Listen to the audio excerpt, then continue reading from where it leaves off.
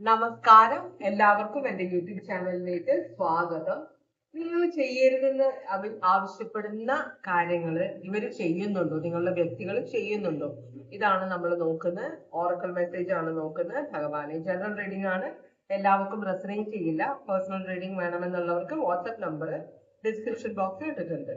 ഭഗവാനെ ഓം നമ ശിവായ, ഓം നമ ശിവായ, ഓം നമ ശിവായ, ഓം നമ ശിവായ, ഓം നമ ശിവായ, ഓം നമ ശിവായ.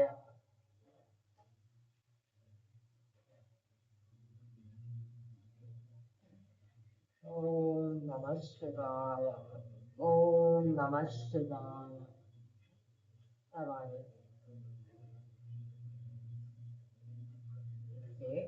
ഈ കാർഡ് നോക്കാം. 3 കാർഡുകളാണ് ഇവിടെ തന്നിട്ടുള്ളത്. ഭഗവാൻ 1, 2, 3. ഒന്നാമത്തെ കാർഡ് നിങ്ങളുടെ തേർഡ് ഐ ചക്ര ബ്ലോക്ക്ഡ് ആണെന്ന് പറയുന്നുണ്ട്. നിങ്ങൾ കേട്ടിട്ടുണ്ടാവില്ല, ഞാൻ ആർക്കും ഒരു തെറ്റും ചെയ്തിട്ടില്ല അറിഞ്ഞുകൊണ്ട് ഇന്ന് വരെ, പക്ഷെ എനിക്ക് എന്തോരം ബുദ്ധിമുട്ടുകളാണ് പറയുന്നതെന്ന് നമ്മൾ പറയുമ്പോ ദൈവം അവിടെ ഇരുന്ന് ചിരിക്കും, അല്ലെ? എന്നോട് തന്നെ വേണോ എന്ന് പറയുന്ന അങ്ങനെയുള്ള ഒരു വാക്കുകൾ നമ്മളെ വായിന്ന് വരാം. നമ്മൾ മനുഷ്യരാണ്, മജ്ജയും മാംസമുള്ള മനുഷ്യരാണ്. നമ്മൾ എന്തൊക്കെ തെറ്റ് ചെയ്യുന്നത് ചില സമയത്ത് നമുക്കറിയാം, ചില സമയത്ത് നമുക്ക് അറിയില്ല. അപ്പൊ അങ്ങനെയുള്ള വാക്കുകൾ പറയരുത്. തേർഡ് ഐ ചക്ര ബ്ലോക്ക് ആണ്. കാരണം നിങ്ങൾ ചെയ്യുന്ന കാര്യങ്ങൾ, തെറ്റുകൾ നിങ്ങൾക്ക് മനസ്സിലാകുന്നില്ലായിരിക്കാം, അല്ലെങ്കിൽ നിങ്ങൾ കണ്ണടച്ചിരുട്ടാക്കുന്നുണ്ടായിരിക്കാം. അതല്ലെങ്കിൽ ഇത് ഒരു ലൈൻ, തേർഡ് ഐ ചക്ര എന്ന് പറഞ്ഞൊരു സിക്സ് സെൻസ് പോലെയാണ്, അല്ലെങ്കിൽ ഒരു മനസാക്ഷിയുമായിട്ടുള്ള നമ്മളുടെ കണക്ഷൻ ആണ്. അപ്പോ ദൈവത്തിനോട് നമ്മൾ പ്രാർത്ഥിക്കുന്ന, പലരും പറയും പ്രാർത്ഥിച്ചിട്ട് ഒന്നും കേട്ടില്ല, ദൈവങ്ങൾക്കൊന്നും മനസ്സിലാവുന്നില്ല, എനിക്ക് ഒരു കാര്യവും സാധിച്ചു തരാറില്ല എന്നൊക്കെ കംപ്ലൈന്റ് ചെയ്യുന്നവരോട് പറയാനുള്ളത്, നിങ്ങളുടെ പ്രാർത്ഥന ഒരിക്കലും വെറുതെ ആകുന്നില്ല. എല്ലാ പ്രാർത്ഥനകൾക്കും ഉള്ള മറുപടി ദൈവം പറയുന്നുണ്ട്, പക്ഷെ നിങ്ങൾക്ക് മനസ്സിലാകുന്നില്ല. അപ്പൊ നമ്മള് തേർഡ് ഐ ചക്ര ബ്ലോക്ക് ആയി കിടക്കുന്നതുകൊണ്ടാണത്. തേർഡ് ഐ ചക്ര ക്ലെൻസ് ചെയ്യണം. രണ്ടാമത്തെ കാർഡ്, നിങ്ങൾ ചെയ്തിരിക്കുന്ന തെറ്റുകൾക്ക് ക്ഷമ ചോദിക്കുക.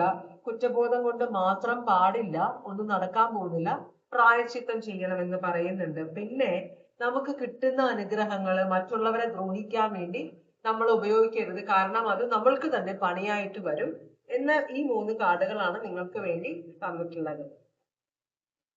ശിവഭഗവാന്റെ പ്രത്യേകത എന്താണെന്നറിയോ? നമ്മളുടെ മുഖത്ത് നോക്കി ഉള്ള കാര്യം പറയും. അങ്ങനെ നമ്മളെ ഒരു എന്താ പറയാ, ഒരു നേരെ വാ നേരെ പോ എന്നുള്ള സ്വഭാവമാണ്. അപ്പൊ മുഖത്തടിച്ച പോലെ സംസാരിക്കുന്ന ഒരാളാണ്. അതുകൊണ്ടാണ് അങ്ങ് അത്രയും കാര്യങ്ങൾ പറഞ്ഞത്, കേട്ടോ. അപ്പോ ഭഗവാനെ ഓം നമ ശിവായ, ഓം നമ ശിവായ. നിങ്ങൾ ചെയ്യരുതെന്ന് ആവശ്യപ്പെടുന്ന കാര്യങ്ങൾ നിങ്ങളുടെ വ്യക്തി ചെയ്യുന്നുണ്ടോ? അതാണ് നമ്മൾ നോക്കുന്നത്. ഭഗവാനെ ഓം നമ ശിവായ. ചിലപ്പോ നമുക്ക് ആരോടെങ്കിലും സംസാരിക്കരുത് എന്നായിരിക്കും നമ്മൾ പറയുന്നത്. ഇന്ന സാധനം കഴിക്കരുത്, ഇന്ന കാര്യം ചെയ്യരുത് എന്നൊക്കെ പറയുന്നുണ്ടാവും. അവരുടെ നല്ലതിന് വേണ്ടിയിട്ടാണെന്നാണ് നമ്മൾ വിചാരിക്കുന്നത്.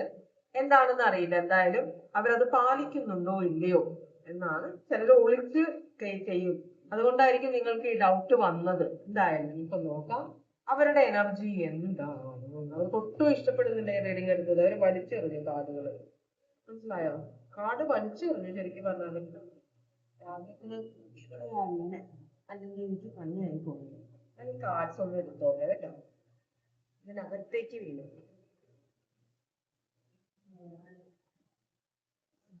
ഒരു കാർഡൊന്നും എല്ലാ കാർഡുകളും വലിച്ചെറിഞ്ഞു.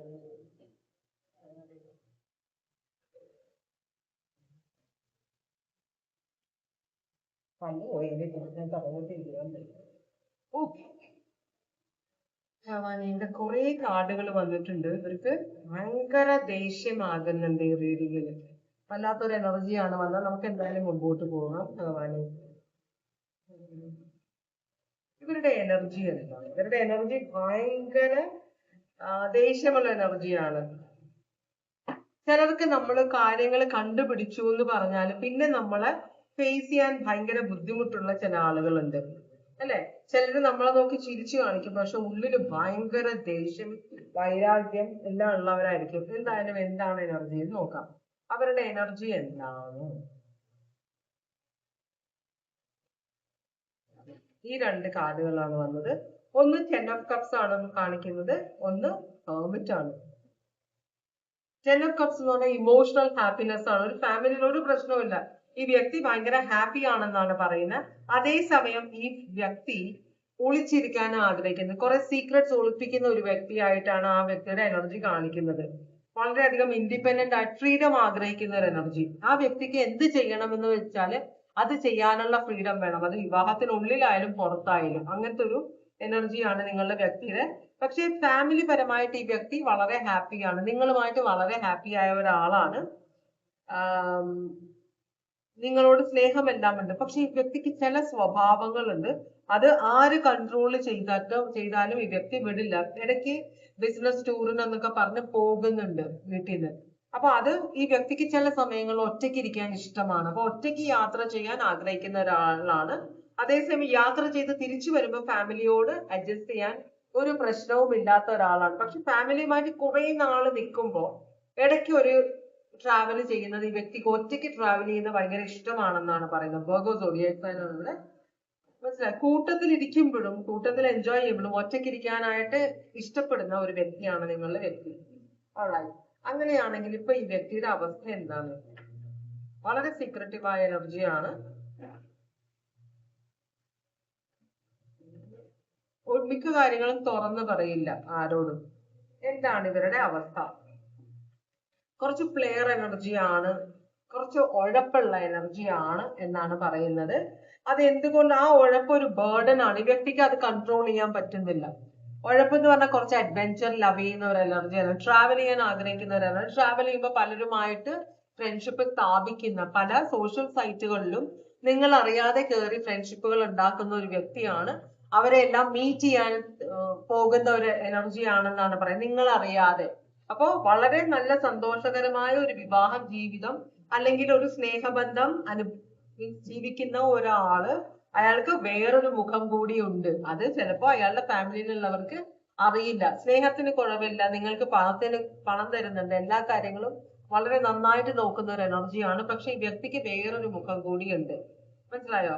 അപ്പോ ഈ ഡേറ്റിംഗ് സൈറ്റിലൊക്കെ ഇഷ്ടംപോലെ ഡേറ്റിംഗ് സൈറ്റില് അക്കൗണ്ട്സ് ഉള്ള ഒരു എനർജിയാണ്, സ്ത്രീ ആയാലും പുരുഷനായാലും കേട്ടോ. അപ്പോ ഇതൊരു ചില സമയത്ത് ഈ വ്യക്തിക്ക് ഒരു എന്താ പറയാ ഒരു ബ്രേക്ക് പോലെയാണ്. അപ്പൊ ഈ വ്യക്തിക്ക് ജോലി ആണെങ്കിലും അത് ഫാമിലി റിലേഷൻഷിപ്പ് ആണെങ്കിലും ഒരു ബിസിനസ് മെന്റാലിറ്റി കൊണ്ട് അവിടെ നോക്കുന്ന ഒരാളാണ്, റെസ്പോൺസിബിലിറ്റി ആയിട്ട് നോക്കുന്ന ഒരാളാണ്. അപ്പൊ ആ റെസ്പോൺസിബിലിറ്റിന്നും ഈ ഹാർഡ് വർക്ക് ഒക്കെ ചെയ്യുന്നതിന് ഒരു ബ്രേക്കിന് വേണ്ടിയിട്ടാണ് ഈ വ്യക്തി ഇങ്ങനെയുള്ള ചില പരിപാടികൾ ഒപ്പിക്കുന്നതെന്നാണ് പറയുന്നത്. ഓക്കെ, ശരിക്കും നിങ്ങളോടുള്ള ഫീലിങ്സ് എന്താണ് ഈ വ്യക്തിയുടെ? ഇവിടെ നമ്മൾ കണ്ടു ഈ വ്യക്തിക്ക് ഫാമിലി ഇഷ്ടമാണ്, നിങ്ങളെ ഇഷ്ടമാണ്, മൊത്തത്തില് ഹാപ്പിയാണ് ഫാമിലിയില്. പക്ഷെ നിങ്ങളോടുള്ള ഫീലിങ്സ് എന്താണ് ഈ വ്യക്തിയുടെ? ഈ വ്യക്തി നിങ്ങളെ വളരെ കോൺഫിഡന്റ് ആയിട്ടാണ് കാണുന്നത്. അപ്പോ ഇതൊരു തേർഡ് പാർട്ടി കണക്ഷൻ ആണോ? കാരണം ഈ ഒരു എനർജി കണ്ടുകൊണ്ട് ചോദിച്ചു. അപ്പൊ നിങ്ങളൊരു തേർഡ് പാർട്ടി ആണോ? അപ്പൊ ഈ വ്യക്തി സ്വന്തം ഫാമിലിയിലാണോ ഹാപ്പി? അപ്പൊ ഇവരെ ഒളിച്ചിട്ടാണോ നിങ്ങളെ വന്ന് മീറ്റ് ചെയ്യുന്നത്? മനസ്സിലാവുണ്ടോ? ഒരു തേർഡ് പാർട്ടി ഈ വ്യക്തിയുടെ ജീവിതത്തിലുണ്ട്. അത് നിങ്ങളാണോ ഈ വ്യക്തിയുടെ? നിങ്ങൾ നോക്കുമ്പോ ഈ വ്യക്തിയുടെ വൈഫോ ഹസ്ബൻഡോ ആണോ എന്ന് എനിക്കറിയില്ല. എന്തായാലും നിങ്ങളുമായിട്ട് ഒരു വിവാഹ ബന്ധത്തിലല്ല ഈ വ്യക്തി എന്നാണ്. കാരണം ഹെയറോഫാന്റ് റിവേഴ്സ് ആണ് വന്നിരിക്കുന്നത്. ഇവിടെ ഒരു Queen of wands. Queen of wands പറഞ്ഞാൽ മെജോറിറ്റി ഒരു തേർഡ് പാർട്ടി കണക്ഷൻ ആയിട്ടാണ് കാണുക.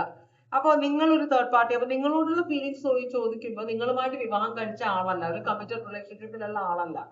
അപ്പൊ നിങ്ങളും ഒരു ടൈം പാസിന് വേണ്ടിയിട്ടാണ്, ഈ വ്യക്തിയും ഒരു ടൈം പാസിന് വേണ്ടിയിട്ടാണ്. അപ്പൊ അതിനിടെ നിങ്ങൾ കുറച്ച് പൊസസീവ് ആയി പോയി.